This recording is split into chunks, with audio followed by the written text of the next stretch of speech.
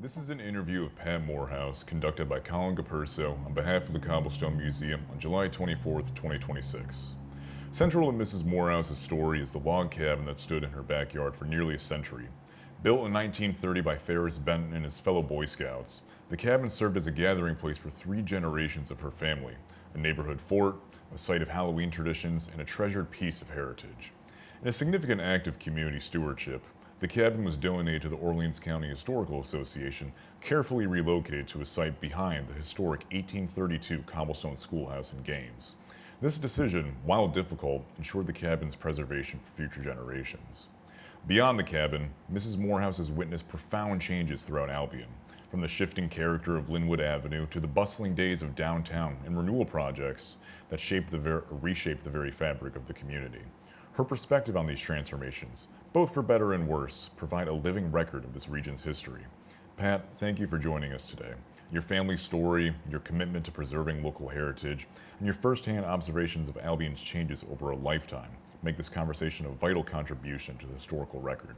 We here at the museum are more than honored to have this opportunity to document your story. Thank you. Thank you for joining us.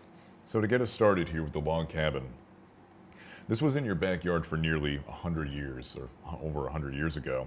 To start, could you share the story of how that all came to be and who was involved in building it and the process behind it all?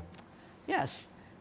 My grandfather assisted my father and his fellow Boy Scouts in building that cabin. And at the time, the property behind the house was all wooded and whatever. And so they literally cut the logs by hand and dragged them to the site and constructed this cabin. And what year is this cabin roughly That would have been date-wise? probably 1932 maybe. So Yeah. nearly 100 years old now. Yeah. That's wild. Which honestly, it's kind of fitting that it'd have a 100-year difference with the schoolhouse to some degree right there as well. 1930s, Yeah, 1830s. I like that. And then we had mentioned that Ferris Benton, your father, was one of the Boy Scouts that was involved in building this cabin. Right. Do you have any idea of what that might have looked like with his contributions or anything involved in that process that the Boy Scouts may have done? Because I know you mentioned, of course, cutting down the wooded forest in the back to get the trees all by hand, and just Yeah. wondering. Well, they built it all with logs, and even the cross members in the ceiling, the roof, I should say, were all logs. And they had my grandfather, I'm sure, was mostly instrumental in that, but they built a fireplace inside, and he worked for Niagara Mohawk, and so he had access to used oil, and he put a tank out behind the cabin that dripped oil onto the fireplace to keep the fire going and whatnot. And he wired it with electricity, and back then it was quite accomplishment. Oh, yeah. And the door was made of logs as well, and had a handmade latch with a rope and a thing that latched the door. Very archaic by today's standards. And he poured a concrete floor with an outside threshold. Gosh. And then he constructed a fireplace outside and planted a hedge all around, so they had their own little courtyard with their fireplace, and they had a barbecue and That's chimney amazing. on it. And apparently, well, from what I've been told, it was quite the gathering place. Yeah. They and all their friends, besides not just scouts, as teenagers, would. They gathered there. What did they oftentimes use it for, the scouts or other people that came by? In that era, I believe they just used it as a gathering place. That's all Maybe I a know little about. game night, or well, you said they'd have a little barbecue spot out there, Yeah. so maybe there's some sort of event going on, perhaps. I don't know, but they used it a lot. I know that. And they built cots inside on either side, and they had straw-filled mattresses. Well, and they had the fireplace to keep them warm in the night too. Yeah, So you got and the oil. Yeah. And they even had cabinets hanging from the wall. I mean, it was quite elaborate, really. And in a similar vein, then, what about the construction of that place amazes you the most? Probably just what they put into depth or detail there.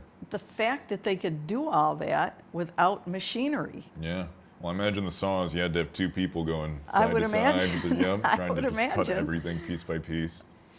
And they chinked up between all the logs so it was airtight, and there were windows that opened and so that they could get fresh air, and yeah, it was Just the detail, quite- something like that. And yeah. I'll be sure to put an image up on the screen and everything so people can see what that looks Unfortunately, I don't have any pictures anymore of the inside of it, like. Yeah, well, I plan to put up a little image of Ferris Benton, the scanned one that I have, just so people can see it as we're talking and whatnot. Get an idea of what things looked like to some degree. Yeah. And you've also, in a similar realm of people using the cabin, and you mentioned that this provided 3 generations of fun for your family. Yes. What are some of your fondest memories of this cabin and Well, things you might have done? Yeah, the first one was when I was a kid, and my girlfriend and I begged my grandmother to let us go out and clean this up because it hadn't been used, of course, in many years. Yeah. It was full of cobwebs and dirt, and she finally agreed, and so we went out there and swept it all out and cleaned it up, and then it was our little clubhouse. It's fun that the fond memories cleaning. Yeah. But it was for a good purpose. Yeah, How'd and you then use my own children also used it. My daughter and her girlfriend, when they were young kids, probably 10, 11, they turned it into their clubhouse. And they cleaned it all up. And they had sleepouts over there. It's And almost a cyclical thing in a way. Every generation gets some use out yeah, of it. and then my son came along, and he and his buddies did the same thing, and he talked about going there after Halloween, trick-or-treating, and going through all their loot. And Just dumping and it. of course, it and had a probably- light in there, so they could Yeah. go in there at night. And What were some of the things that you did in the log cabin as part of a clubhouse and everything, or maybe something that your children may have done? Because of course we have Halloween. That's an important thing. no, nothing official or Little getaway or almost. Just a little place to go out and play. Really, Play, read a that book, was or play, like our little house. play you know? log cabin. Exactly. I love it. And you mentioned that this was for your children as well. Your son, Mike, for example, fondly remembered it as the neighborhood fort where kids would gather after trick-or-treating. And with this in mind and everything, did that kind of sense of a shared community ownership extend to other events or seasons for your family? Was it ever used as another local gathering or a focal point? Not that I can Not really? recall, no. Would you ever have, I guess, quote unquote, outsiders around the neighborhood come and check it out that you'd show around to them or talk about? Not until some years ago, Leonard Gminski, who was one of the scouts that helped build it, and by the way, all their initials are now still on metal Inscribed plates. They're metal plates over the door, every one of them. So he stopped by and knocked on the door and said, told me who he was and said, I built that. would you mind if I went out and looked at it? And I said, no, of course not. Yeah, So you we built went it. out and he, shared his memories. That's And amazing. Yeah. Have you had any other people do something like that, or no, not not really until Bill Lattin came and approached me and said, hey, Well, he has an eye for these things. yeah, he said, Al Capurso was saying we should build a log cabin on the site Yeah, of the the schoolhouse. Cobblestone and a museum. And he said, I've got a better idea. I know where there's a real one. And that's how this all came to be, that More it was historical moved. authenticity and everything too. And you and your husband, the longtime stewards of the cabin here, what were some of the things you did to maintain it over the years, outside of having your children maybe clean it a little bit? Well, ultimately, we put a new roof on it because it was deteriorating, and we wanted to keep it as well as we could. And that's basically, all we really ever had to do to it. No issues with the foundation or anything? Well, unfortunately, woodchucks pretty much destroyed the foundation. Well, I don't they know how like they to could do get- that, but yeah. they did. Well, they It was always find a broken way. up, and you made a mess of it. But. And then you had mentioned, kind of alluding to the process of acquiring, or rather donating the log cabin, that my grandfather Al, who was in charge of restoring the games based in the schoolhouse, wanted a log cabin and everything, but he didn't know about the log cabin. So then you No. mentioned that Bill Lanton, the retired county historian, approached you and your husband about this, about moving the cabin for preservation.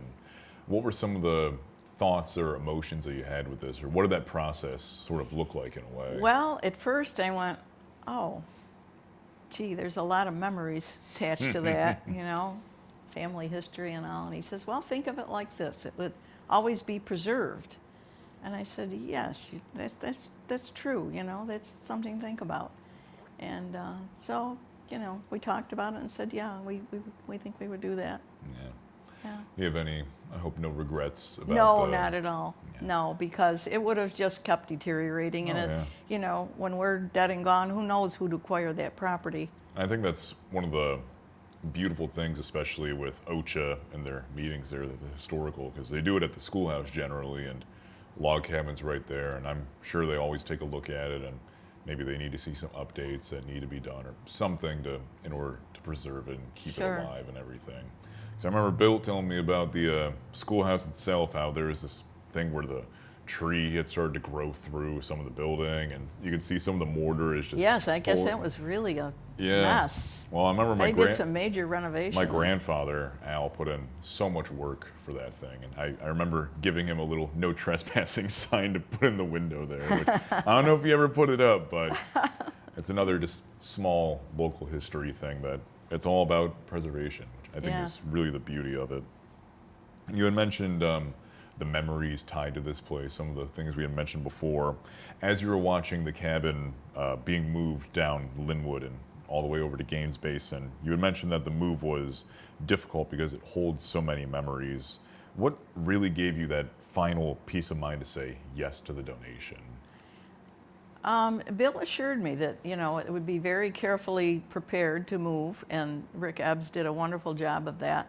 It was amazing, really, what he did to shore it all up so it wouldn't just fall apart when they Oh, picked it yeah. up. And where was I going with that? So, yeah, I felt good about it. I was a little, a little deja vu there, and I watched carefully, and Probably watching like it a was hawk. it was amazing. Yeah. It was truly amazing to watch that whole process. Because I've seen photographs of on Linwood with the big truck carrying Yeah. it and everything. And Yeah. I mean, that took up the whole road. It was just amazing. Yeah, just amazing. Were you worried it was going to fall off or anything? Or No, because they did such a good job. Yeah. They really did. what did it look like when they were lifting it up and everything? What kind of machinery did they use? And Oh, they had this huge kind of excavator thing. almost? I don't Yeah. even know what it was, but that was. We all were standing there with, holding our breath. Yeah, Even well, the fellas that were in charge, because you just didn't know what might happen. Well, I mean, I can only imagine your thought process of seeing that in your yard as they're going and picking it up and everything. I wonder what you might have thought about that process, going, oh my God, all these machines in my yard. Oh, no, that didn't bother me at all, No. because actually that part of our yard was separate from our main yard. So you didn't have to worry too much No. about them tearing up the Oh, ground. no, or I told them, anything. don't worry about it at all. It's just it's really an extra lot. Gotcha. The house was built on 3 50-foot lots. Whoa. And so the house and its yard took up 2 of those lots, and this was the third. So that lot. spot was kind of. So you my mentioned it was grandfather around had the a woods. huge garden out there, and that's what he used it for. Do you know what kind of stuff he grew out there? Oh, and yeah, I whatnot? remember. Oh, eating baked potatoes out of that garden, like nobody imagine baked potatoes fresh, I've ever had in too, my and- life. yep. They'd go out, dig them, wash them, and put them in the oven. That's perfect. Corn, Oh, the corn especially. raspberries for breakfast with cream on them, sitting at the antique round You table. ever have any strawberries out there and stuff too? Oh, or- yeah, he grew everything. He just, and then my grandmother preserved all of that, lima beans and Oh, corn. don't tell my and- mother that. She hates lima beans. She'll eat anything. Don't give her lima beans. But those were delicious. Oh, yeah. Yeah. And I think that's one of the cool things about kind of the farming aspect of Yeah. around here. My backyard on Densmore used to have apple orchards everywhere, and now it's corn, which, yeah, corn's nice, but it's not apple trees. It's not like when I get on the bus to school in the morning and run and grab an apple for breakfast and hop on. then when we moved there, we also planted a large garden. But eventually, there are black walnut trees on the property. Eventually, the roots reached Yeah. far enough that they Yeah. poisoned the soil, and everything got walnut wilt.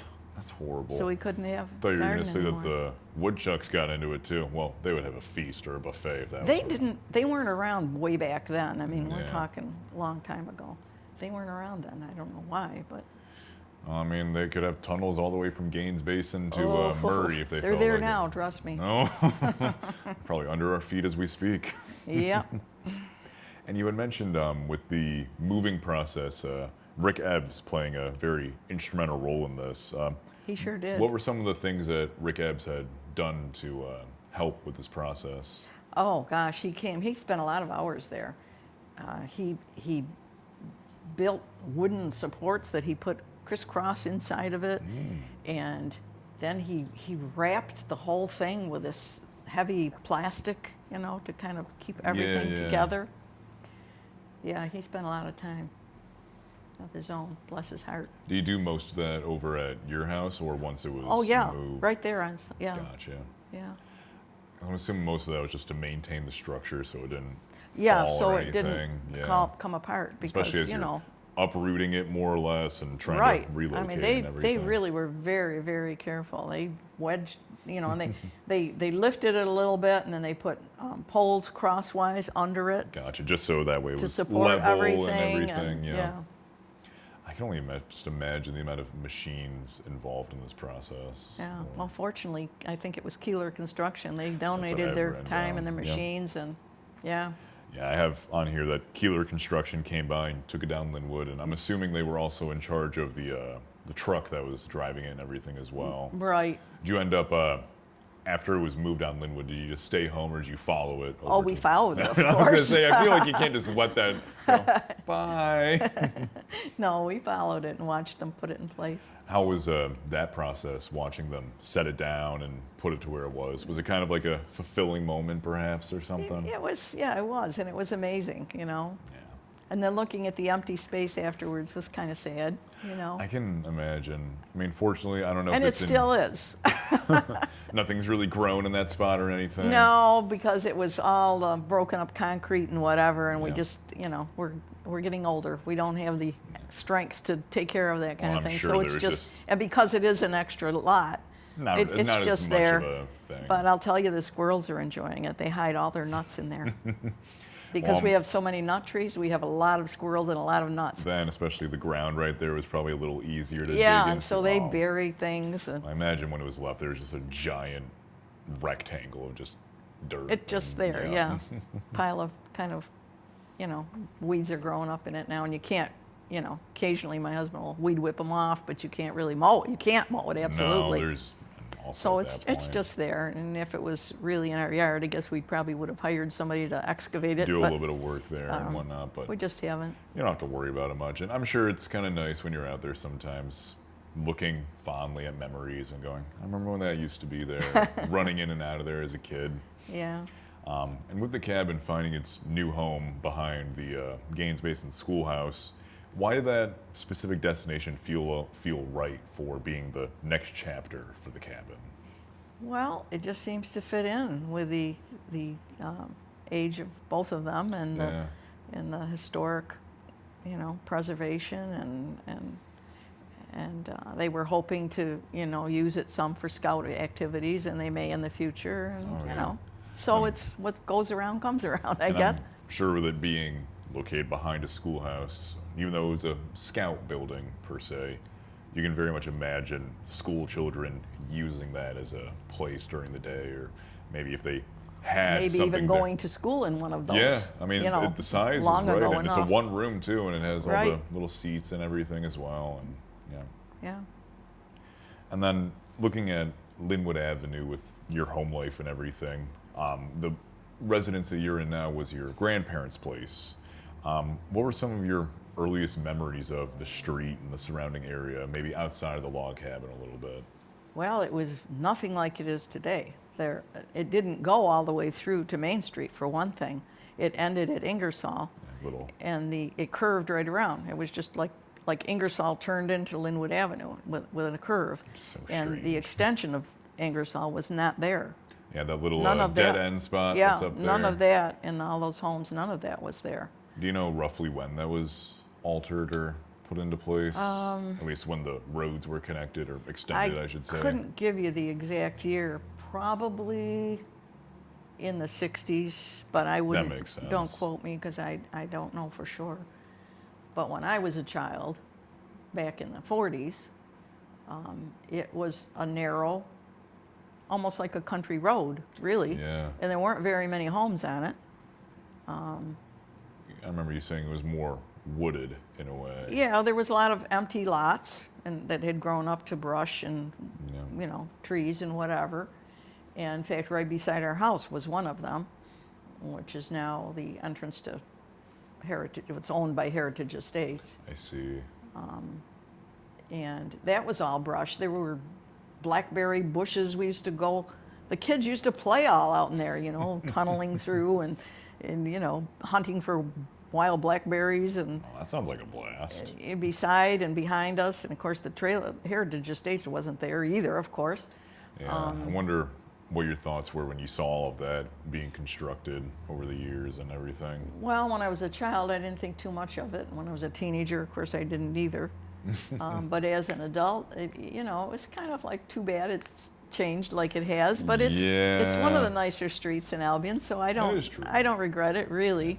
Linwood's a nice spot. It's a nice too. street. My bus used to go down there every morning. And, Yeah. and I mean, it's nice. We take that. Well, if I were going on a bus in the 1940s, we would turn left onto Ingersoll and go over the bridge, which originally that would have just curved. So anyway, I used to walk with my grandmother around to the end of Linwood and up Brown Street and down Caroline, and only about a block down Caroline there was a neighborhood store. That's where she'd get a lot of her groceries when Yeah. she didn't go downtown to Dale's, which was down right on Main Street downtown. Yeah, it was very different.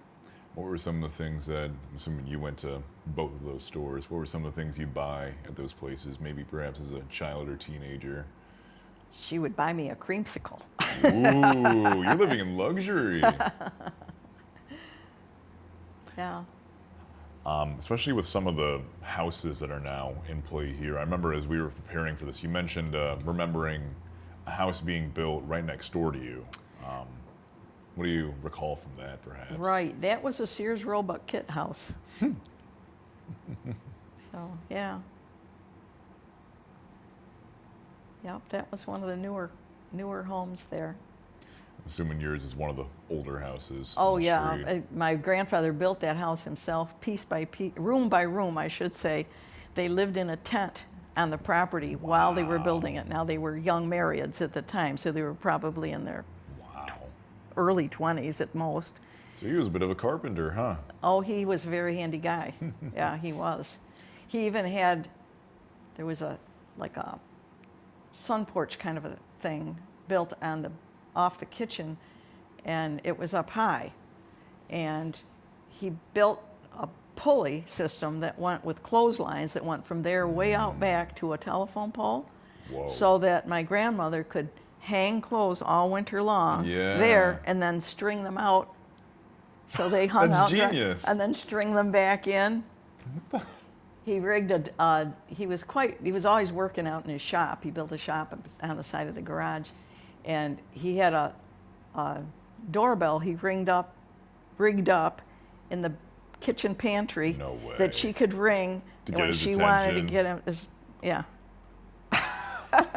He did all these clever little things, He just, it is quite amazing. And every time he built a new room, he dug a new basement. And imagine digging a basement back then No, by thank hand. you. No, thank you. And he had all these hedges that he built along the edge of the property, and I remember him trimming them with a hand clippers. Lots of them. And he mowed the lawn with a real type hand push mower. And it's a large lawn. Oh my God. I thought you were going to People say don't do those I things thought you were going to say he anymore. went out there with a scythe instead. No. Well, that's a little bit before him, Yeah, probably. I But know. he probably would remember. There was one hanging in the garage, though. I Oh, of remember course when there we moved was. I just, I can't imagine all the work put into play there, along with the cabin, just everything around there. Yeah. Just And the huge garden he had, he didn't have a rototiller. He worked that all by hand. probably all day long in the sweltering sun and everything. I and- can only imagine. I remember him giving me rides in the wheelbarrow around the yard when he would go out to gather nuts, because he planted all these nut trees, you know. I have Fool some- that he was. Now we I- get to take care of them.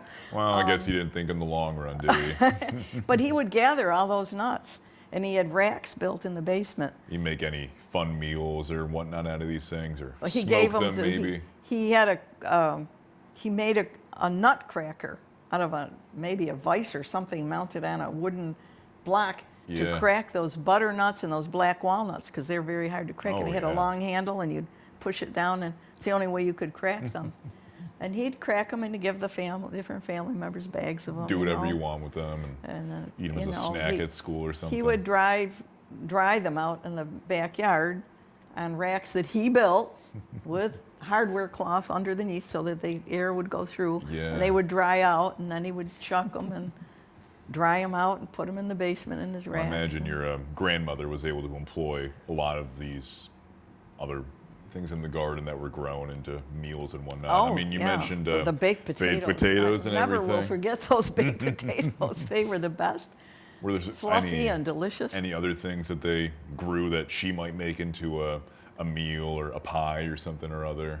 Oh, sure. She made berry pies out of those. Probably left it on the raspberries. windowsill outside. He had one built, yeah, Right on the screened kitchen. in off the pantry. Oh, screened it too? Oh, yeah. Oh. So he put in, He was a clever man.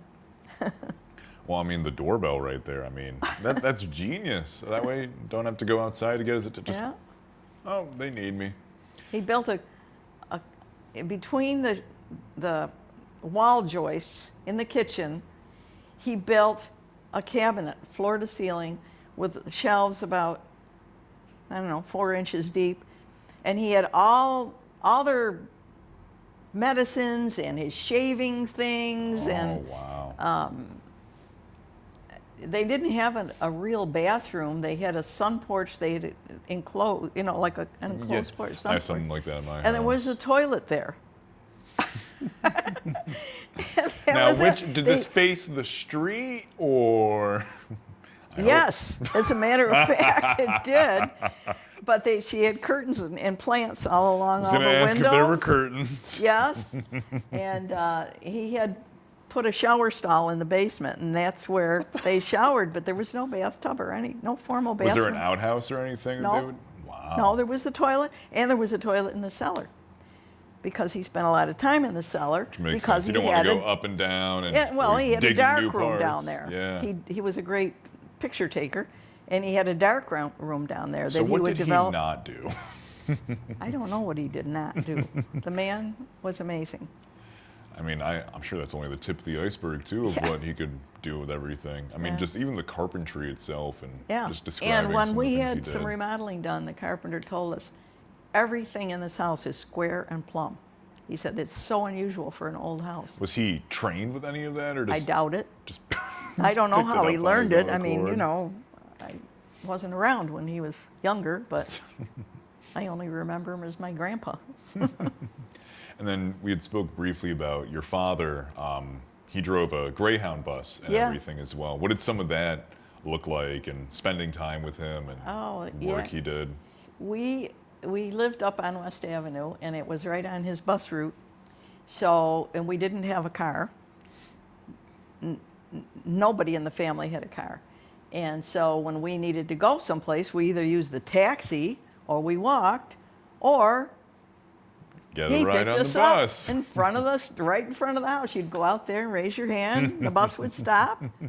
And of course, we rode free, and Oh, the special treatment. I would hop on and go to Medina, you know, when I was a kid. And he'd drop me off. And when he'd drive into Rochester, sometimes he would take me with him. and I would stay overnight with them in wherever they stayed, in the bus station or where I don't remember now. And Maybe a little I'd hotel. walk or uptown to something. the Five and Dime and get my doll clothes and stuff. Take me to the old fancy theater there to the movies, and a lot of interesting memories. Did you do anything similar with your mother or anything else perhaps? Or any other relatives in your family, similar stories of Well, what you would it's the same thing. If she wanted to go shopping at Sibley's downtown Hop on his Rochester, bus. get on the bus and go, you know.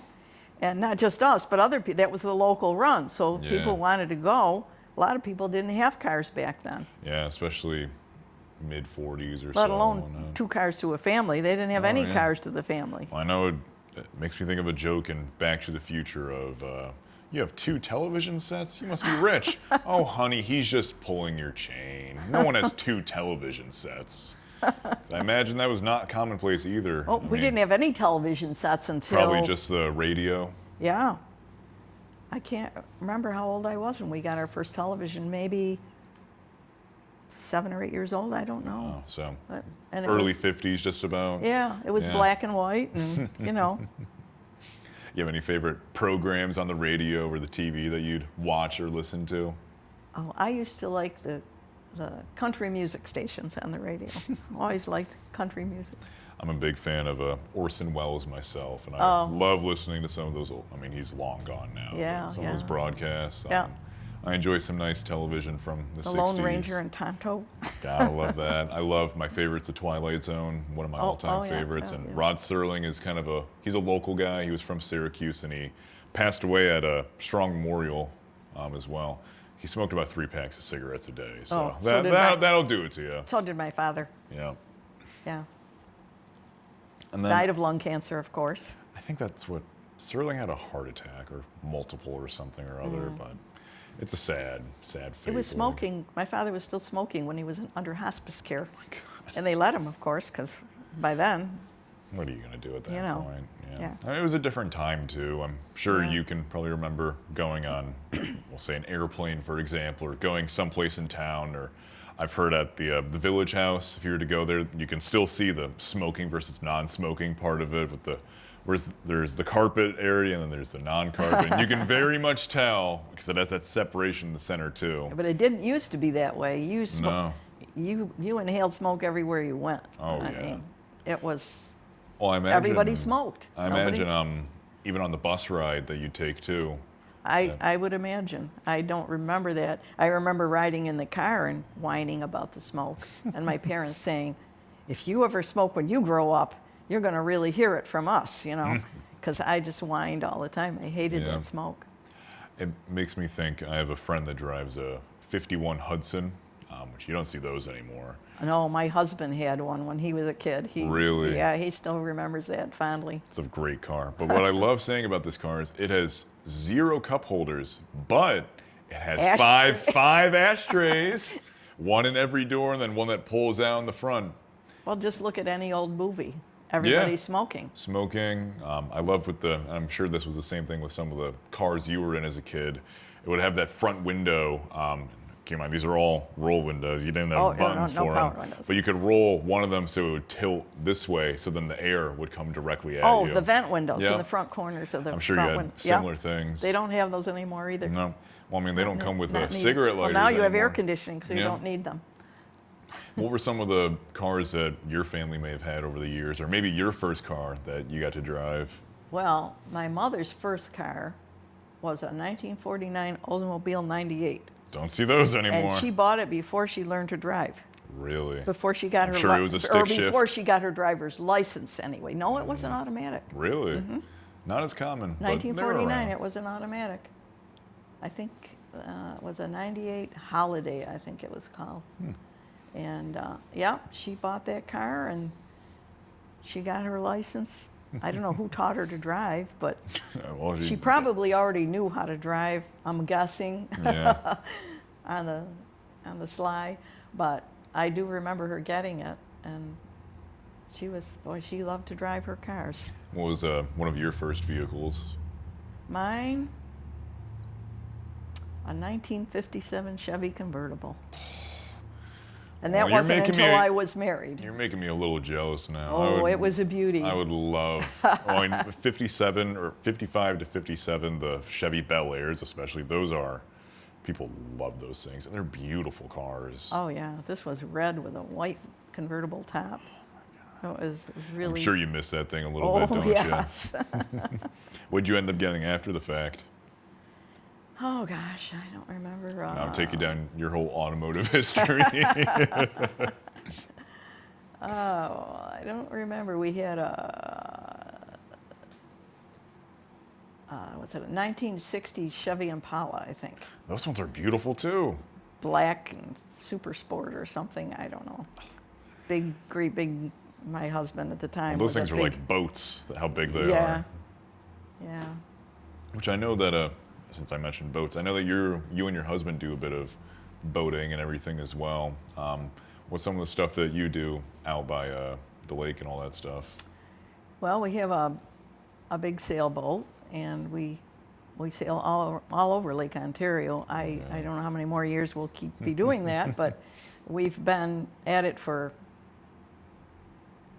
30 years. Wow. And boats kept getting bigger, Oh, of course. We kept going further and spent a lot of time up in the Thousand Islands. I was going to ask if you would sail all the way up the shoreline and everything. Yeah, all the way up to the St. Lawrence, up beyond Clayton. And I'm sure that's an incredible journey. What are some of your favorite things that you've done or seen out there that you've been able to experience, or a location? Maybe there's a fun restaurant you like to go to out there. Oh, Sackett's Harbor. Is that in Thousand Islands area? It's up before Cape Vincent, I think. Okay. I can't remember which comes first, but anyway, Sackett's Harbor, neat old historical village. There's a neat museum there, but they had a patio restaurant called Tin Pan Galley. That was one of our favorites. And then in Clayton, Bella's, right overlooking the St. Lawrence. That's And you sit out on their deck and have breakfast, and it was just lovely. It's Still is. Kind of how I think of, there's the one restaurant in Kendall up on the lake called Lures. And they have indoor and outdoor, but it overlooks a marina, so you can sit right there and just see all the big fish popping in and out of the water, and Yeah. it's really pretty out there. Well, in Clayton, at Bella's, you sit there and you watch the freighters going by. Oh, that's even cooler. That's pretty awesome. I mean, they're close. Yeah, I mean, Really I've seen close. a few. I was at a birthday party thing somewhere in Yatestown Park, right on the shoreline of the lake, and you can see way out in the distance, kind of closer to Niagara Falls, Buffalo. You can see these big freighters just going Yeah. by, and they're massive. Oh, when you see them up close, it's really amazing. I'm sure it makes you feel like an ant. Yeah, and when we've stopped in Cape Vincent, you can stay at the fisheries dock, free, right in the village, and you can watch the freighters will stop, and the pilot boats will go out and they'll switch pilots. Yeah, and so you really get a close-up view. Oh yeah, You watch them climb up and onto the freighter, and that's amazing. the other one comes down, and I think they switch because they're going into Canada. So I think could that's why they I have to could switch. Especially St. Yeah, that makes sense. Yeah, I could see that. And around here, especially with being around Linwood and everything for so long, what are some of the significant changes you've seen of Albion as a whole around here? Maybe buildings on Main Street or businesses that were around here. Yeah, I remember Landor's department store, going there when we were in grade school, my girlfriend and I, and you could try on all the clothes, They were so nice to the kids. They didn't care, And then there was Kuttner's, which was a dress shop, and there was just quite a few stores, and the corner pharmacy. It wasn't like it is now. It was really a busy little town. Well, there's probably more of an interconnectedness among Main Street and the people and Oh everything. yeah, it was much more personal. Which now you just go to Now you've Walmart. got Walmart and Tops and Save-A-Lot. and all the fast food. None of those were there. They Yeah, were all beautiful big old homes, and now they're all gas stations and fast food and. Well, I distinctly remember hearing on that corner of 31 and 98 that on every corner right there, there's a gas station. Yeah. Right there, four. Yeah, yeah, Which is so strange. yeah. Does that ever make you feel sad thinking about what used to be there and knowing that it's just not what it used to be in a way? Well, not sad really, but regretful maybe A little somewhat, nostalgic in a It way, was a different too. world. Yeah. Were there any favorite businesses you had on Main Street that you'd go to? Landors. Well, you could try on the clothes and Yeah, and the little diner on the corner of Bank Street and Platt Street. There was actually a little diner car diner. Really? Yeah, my mother used to take me there and get me a hamburger. Not a creamsicle from the other place? Yeah, no, that was my grandmother. I'm sure it was nice for a good summer day and whatnot. And I imagine you said you didn't have a vehicle, or your family didn't at the time. I imagine you did a lot of walking around town and Oh, everything. sure. When I was in kindergarten, I walked to school. You couldn't let a child do that now. I mean, I remember being in elementary school at Holly. If I wanted to walk home, which was maybe a 5-10 minute walk from my house, you had to call home to your parents, have them correspond with the admin, and then say, you're okay to walk home. You had to go through a whole thing. The world was my oyster when I got to middle and high school, and they go, yeah, do whatever you want. Because things have changed quite a bit in that regard. Oh, Even when I was in high school, you could not, say you had a car in the parking lot and you need to grab something, you could not leave during your lunch break in high school to go to your car and walk back inside. You can't do it anymore. Strange. Very strange. When I was in high school, nobody had cars. Well, I shouldn't say that. Some of the kids drove their parents' cars or something, but kids didn't have cars then. No. You know. It's more commonplace nowadays, of course, but I mean, I didn't have We used to one. be able to go out during lunch hour and ride around in cars. We'd do that all the time. We'd pile into somebody's car and go cruising around town. Well, I remember my great-grandmother, Doris, because she graduated from Albion in either 52 or 53. She distinctly remembers where the cone zone is now. During their lunch break, when she was a student in the late 40s, early 50s, kids would go back there and smoke cigarettes. Really? And the principal or other teachers would go back there during lunch and bust the kids going there to have a smoke. Huh? Which, I mean, you don't see that anymore. No. Which, for better or worse, I would argue, honestly better, but still, I mean, it's a different environment. Yeah. I remember Bill Lanton telling me that when he was a teacher that streaking was popular in school, which I don't know if there were any trends that you experienced in school that people would do as well, just little fads that passed by maybe. No, I can't think of any other than, like I say, going riding around. That was, that was the thing. Go riding around.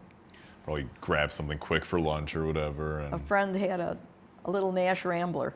Ooh. It was his parents, and they'd let him drive it to school, and we'd go riding around in that. And do you remember the song that the little Nash Rambler went beep beep beep Yep. beep, and faster and faster, and then he would drive faster and faster. Oh, we had a lot of fun. That's amazing. I'm sure just cranking the radio or something Oh, in there yeah, too. Yeah. Oh, that's No amazing. stereo though, just radio. Just radio. Probably only. No tape player either. Say, I doubt that. You probably didn't. Well, I don't know if you would have FM stations or not. I don't think so. Probably, I was saying that. Uh-uh. Probably just AM. I yeah. don't think back then. Yeah. Oh well. Maybe, I don't know. Not in that little Nash Rambler anyway. And then a few of the last things that I have for you as well. From your perspective, what is the Orleans County Historical Association's work meant for the spirit of the community, both with the log cabin, the Cobblestone Schoolhouse, and the general work that they do around here in terms of preservation and Well, I history? think it's wonderful. We have a lot of history in this area and a lot of yeah. historical buildings, and having them preserved is certainly Oh, a real definitely. godsend. Yeah, it's important work that they do around And here. the activities that they have, yeah. the 4th of July service that they did at the church, the the Cobblestone patriotic Church, the program. patriotic program Yeah. was just absolutely wonderful. And it's important to keep these things alive and read things aloud. I mean, I am sure, as you remember, I did a few readings and whatnot of major United States historical figures that we don't hear about that Yeah, often. yeah. It's important to know these stories and Yeah. have that for your posterity and everything. I remember when I was in school, we would go to the Cobblestone School, Really? right in Gaines here, and Carrie Latin would put on a program, And, Well, and what did like, that? What did that so look we like? could sit in the desks at the Yeah, desks. all the little desks. I'm And sure you he didn't would sit in the talk first about what grade. it was like back when that was used as a school. When, what, would he do this around the 4th of July and everything? No, it was just. Kind of like a I went to Pioneer St. Day Joseph's almost? School, so it was a private school. We could, they could pretty much do what they wanted, and so I remember them taking us there. That's amazing. Just a little field trip and whatnot. Mm-hmm. My, somewhat similar. My mother remembers at the schoolhouse we have here at the museum, because it has that That's little. the schoolhouse I'm Yep, speaking I of. yeah. figured. That little sloped floor in there. So very good as an amphitheater sort of space.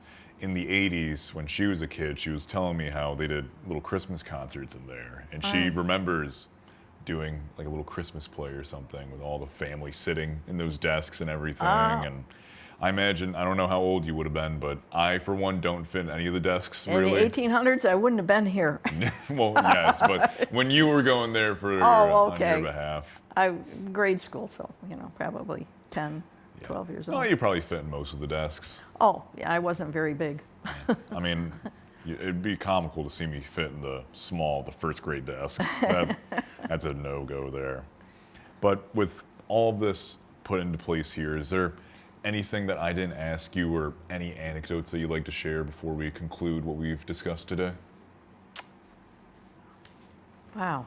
I started to say something once and I've forgotten it. Well, That's we've what covered a lot happens of when you're 83. Well, we've covered a lot of information today, too. Yes, we have. Well, with all this in mind, thank you so much for joining me today and regaling me with these stories and giving me a window into the history of Orleans County, Albion, and the process behind the schoolhouse. It's important to have these stories documented for longevity, our posterity, and future generations to look back on and understand what this area used to be and what was involved here. So, once again, thank you. Well, I'm honored that you asked me, although it does make me feel even older than I feel already. Well, we're honored to have you. I do here have as well. one thing to add Oh, though, yes. about advice for young people. They really, and I'm sorry I didn't do more of this myself, as we're talking about all these things and you're asking questions that I don't have answers to. Talk to your elders and Yes, get I to know agree. their history, Yeah. because someday you'll regret it if you haven't. Oh yeah, my great-grandmother designated me as the family historian, so. Well, and you're doing a good job of it too. Well, thank you very much. And once again, I think it's a very insightful thing to share as well, because I think it's important to have younger people involved in history and being able to really preserve and keep these things alive and understand these stories, because oral history is a very overlooked realm that isn't always talked about as much. But once again, as a closing, we're honored to have you here, and thank you so much for your time today. It means a lot to myself and the museum and other people who will look back on this fondly. Well, thank you as well. It means a lot to me that it means a lot to you.